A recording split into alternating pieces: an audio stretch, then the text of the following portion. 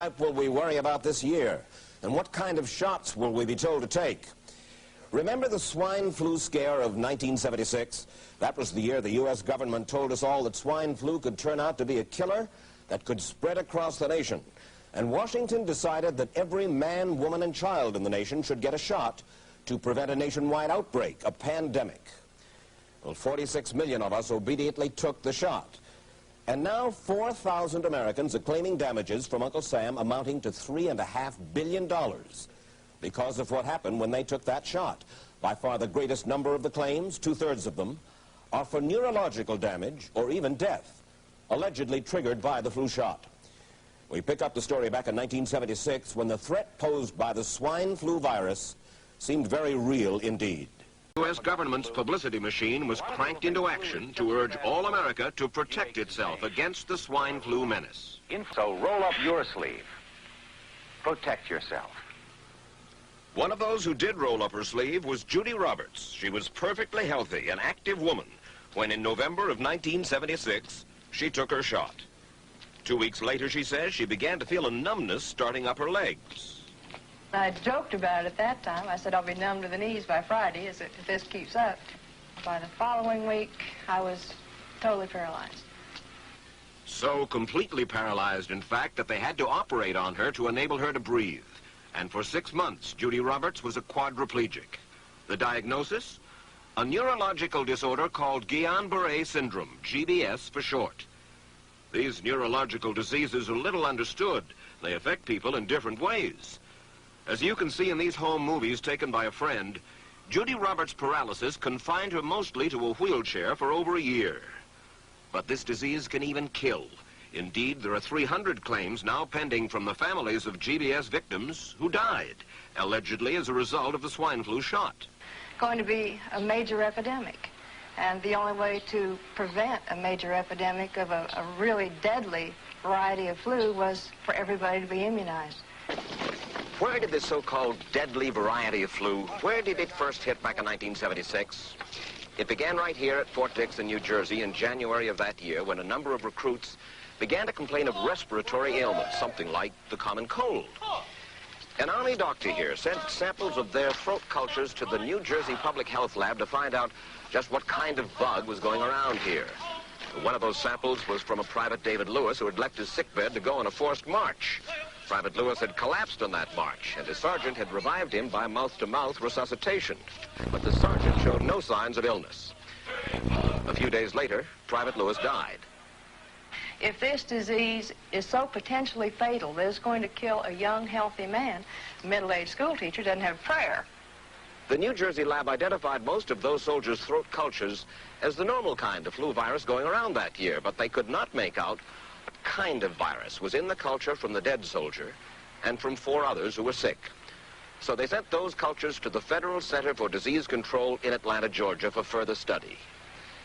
A few days later, they got the verdict, swine flu. But that much publicized outbreak of swine flu at Fort Dix involved only Private Lewis, who died, and those 4 other soldiers who recovered completely without the swine flu shot. If I had known at that time that the boy had been in a sickbed, got up, went out on a forced march, and then collapsed and died, I would never have taken the shot.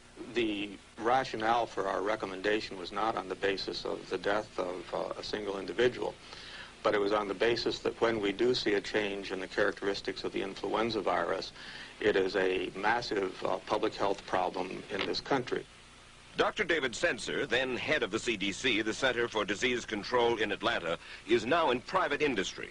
He devised the swine flu program, and he pushed it.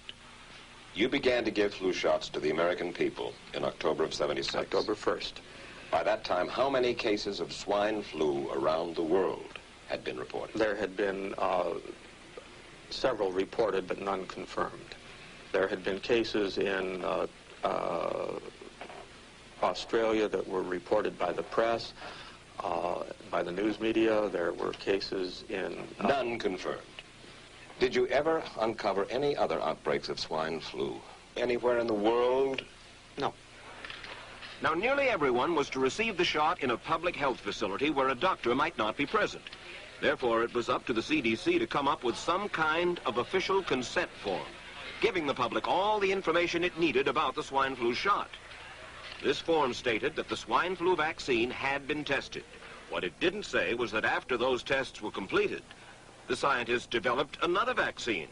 And that was the one given to most of the 46 million who took the shot.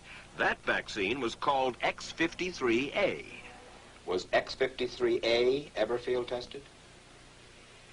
I can't say. I would have to... It wasn't. I don't know. Well, I would think that you're in charge of the program. I would have to check the records. I haven't looked at this in some time. The information form, the consent form, was also supposed to warn people about any risks of serious complications following the shot. But did it? No, I had never heard of any reactions other than a sore arm, fever, this sort of thing. Judy Roberts' husband, Gene, also took the shot. Yes, I looked at that document. I signed it. Nothing on there said I was going to have a heart attack or I can get Guillain-Barré, which I never heard of. What if people from the government, from the Center for Disease Control, what if they had indeed known about it? What would be your feeling? They should have told us.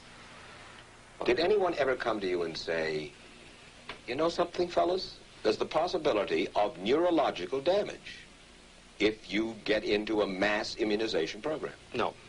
No one ever did? No. Do you know Michael Hatwick? Yes. Mm-hmm. Dr. Michael Hatwick directed the surveillance team for the swine flu program at the CDC. His job was to find out what possible complications could arise from taking the shot and to report his findings to those in charge. Did you know ahead of time, Dr. Hatwick, that there had been case reports of neurological disorders, neurological illness, apparently associated with the injection of influenza vaccine? Absolutely. You did? Yes. How'd you know that? By review of the literature. So you told your superiors, the men in charge of the swine flu immunization program, about the possibility of neurological disorders? Absolutely. What would you say if I told you that your superiors say that you never told them about the possibility of neurological complications? That's nonsense. I can't believe that they would say that they did not know that there were neurological illnesses associated with influenza vaccination. That simply is not true. We did know that. I've said that Dr. Hatwick had never told me of his feelings on this subject. And he's lying. I guess you would have to make that assumption. Then why does this report from your own agency, dated July 1976, list neurological complications as a possibility? I think the consensus of the scientific community was that the evidence relating neurologic disorders to influenza immunization was such that they did not feel that this association was a real one. You didn't feel it was necessary to tell the people that information? I think that over the years we have tried to inform the American people as fully as possible. It's been 3 years now since you fell ill with GBS, right? Right. Has the federal government, in your estimation, played fair with you about your claim? No, I don't think so. It seems to be dragging on and on and on, and really no end in sight that I can see at this point. I'm mad with my government because they knew the facts, but they didn't release those facts because if they had released them, the people wouldn't have taken. And they can come out tomorrow and tell me there's going to be an epidemic, and they can drop off like flies next to me. I will not take another shot that my government tells me to take. Meantime, Judy Roberts and some 4,000 others like her are still waiting for their day in court.